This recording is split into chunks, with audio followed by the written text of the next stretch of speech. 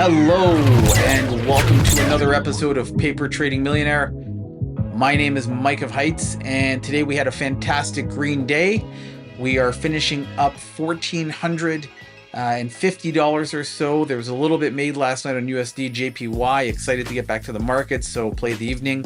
And then $1,000 today. And I'm going to take you through some of my strategies, what I was looking for entries and exits, and just kind of where my thought process is while using Lux Algo. Let's take you through the trades and see how we did it. So today started like many other mornings before the bell, and you start to get this chop, and you can see, to start the day, it wasn't the greatest because I had got sucked in. See our 50 EMA, this yellow line, we had to dump down into it beforehand. So this was at 6 a.m., 6:41. And it dumps down and it's just chopping. And you can see it's coming up. 1, 2, we got a lower high. We have our third lower high. And now we're going to break it. So we break this lower high, we break a W pattern. And once we break this lower high, it's making its way to the 50 EMA. And as we're getting closer to 9:30, I'm thinking we're going to start the day bullish. It's a new year. We have one test, we have two tests, retest, third test, and up. And I think that it's going long.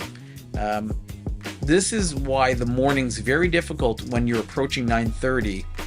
There's a lot of false breakouts. This is, I typically will stay out of trades until 9:45. Because there is false breakouts, you don't know which way it's going to go. They're trying to trap you in the market, and that's exactly what happened here. So jumped on in, and you can see it just nice and calmly came down, hit my stop, and it continued down. And this was 9:30. So at 9:30, we get right into a reversal zone, and then again 9:33, they're pumping right up.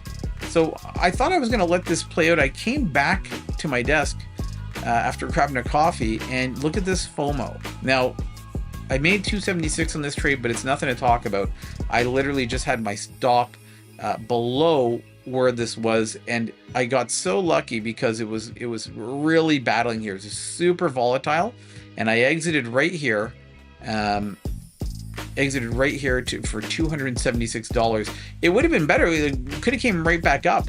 I just, after enduring 5 minutes, this volatility up and down, I wasn't looking forward to dealing with any more of it. So stay out of the morning. This is difficult for every trader. It's difficult for me, and it's one of my rules. And clearly today I broke it. I was lucky today, maybe not so lucky the next time. Let's look at how the rest of the day broke out here. So you can see that they have these reversal zones up and below here. So as this was getting weaker, it crashes right through the 50 EMA, right through the 200. And you get a little bit of a hiccup here on the previous day low. That's this dotted blue line. Previous day high, actually. So this is your previous day high. Let's take a look here. Yes, just had to look at my other screen. So previous day high, it gets caught up on, moves down.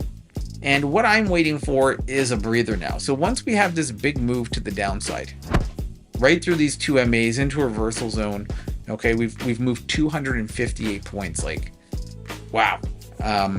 You're waiting for this to come back a little bit, so to give you an opportunity to get in.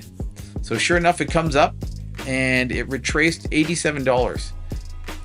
With Fibonacci, it's not very much. What is that, a 25% retracement? Maybe 25%. But I jumped in, okay, because the momentum's there. It's the beginning of the day. Took my short here, and what happened was I was in 10 lots, so it comes down and then starts to come against me. I took 50% off the table immediately. This was $250 or so. Came back up, and I moved my stop to break even, okay? When it started to move down again, I doubled in on the trade and took this right down to here. And so we ended up pulling $585 on that play, which was really nice. Maybe it was around $200 or $300 here, and when I doubled in, it was $5. Can't remember. However, could have held it a little bit longer. You can see the candles were getting a little smaller, but it's good to lock in profits. We're moving the right way. We had the $300 loss go the wrong way, and I'm still waiting for this thing to establish its trend. It's quite early. It's 9:51 still. And, it's bouncing off this reversal zone, so now we're going to watch it. As it starts to retrace, okay, we made a lower low, and I could see the candles went from, being really red to getting a little less red, to getting red to a little less red. And you can see these little green wicks in behind. We had a full engulfing to the downside, then the upside. And when I saw this tiny little candle here in this doji, I took a short because the retracement's getting weaker. It was just kind of losing steam. So I jumped in for a quick $251 on a tight leash. I had set my stop just above the previous candle. So we didn't want to risk too much here because you're up and you're just trying to add now to your stack. Here is your entry, your stop just above that wick, and we had a take profit right down here, and we were out with $251. Retrace, it came back down again, jumped in here again for a quick, what was this, $56. So it was losing a little bit of confidence because, we're up, and I don't really see the direction like we saw before. It's slowing down a little bit. We were in a consolidation zone. You can see I went blue here, and so I didn't know if it was going to come right back up and out to get to that 50 or 200 again up here that you see. So just took my quick profits, locked it in, and then waited to see what would unfold. Okay. And what did unfold was a little bit of a run. Now these are always difficult to play. When you start seeing this, let's get rid of this. We'll redraw it. You see this big move down. Okay. Well, it loses steam, and now it's going to start retracing. I'm waiting for this to come back to this 50 MA up here. Okay, that's what I'm looking at. It's pretty hard because along the way you're going to have these little tiny candles that are incrementally going to go up and without a lot of momentum or confirmation. And you can see that in this candles. You have dark green, you have a little dojis to almost like a medium green. And so when it pulled back, I said it's still going to head there. So it's pulled back a little bit. I took a really short leash long. And let's see what that was. Took this short leash long for $200. Sold into a 38% order bank. So there would have been an order bank up here at the time, and that would have looked like this going across. And it would have been generated from all the volume here. So there was a big order bank, and I probably just took profits going into it. That's what my note said. And then done with that. So a little bit of profit off the table, just kind of building slowly, $210, and waiting for this thing to give me another opportunity. I'm actually waiting for it to come into the 50. It does not even get there. So it creates another higher high and creates an order bank zone. You can see this forming and then right down. Okay. And that's another significant drop. That's like, you don't know which way the market's going or when it's going to shoot back down or if it's going to rally because it's the beginning of the year. We have a 207-point move to the downside, which I take no part in.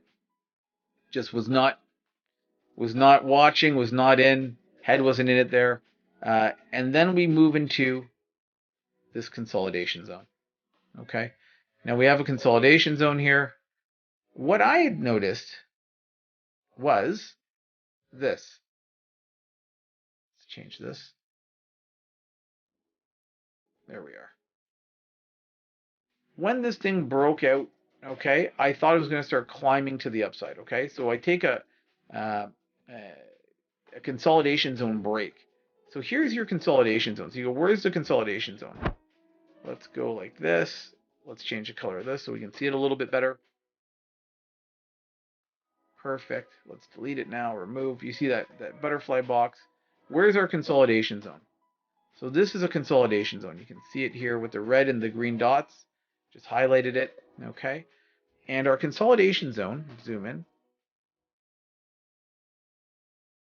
happens after 5 candles. So I have it set for 5 candles. So it created a high here, low. You can see the dots kicked in and it said, here's your consolidation zone.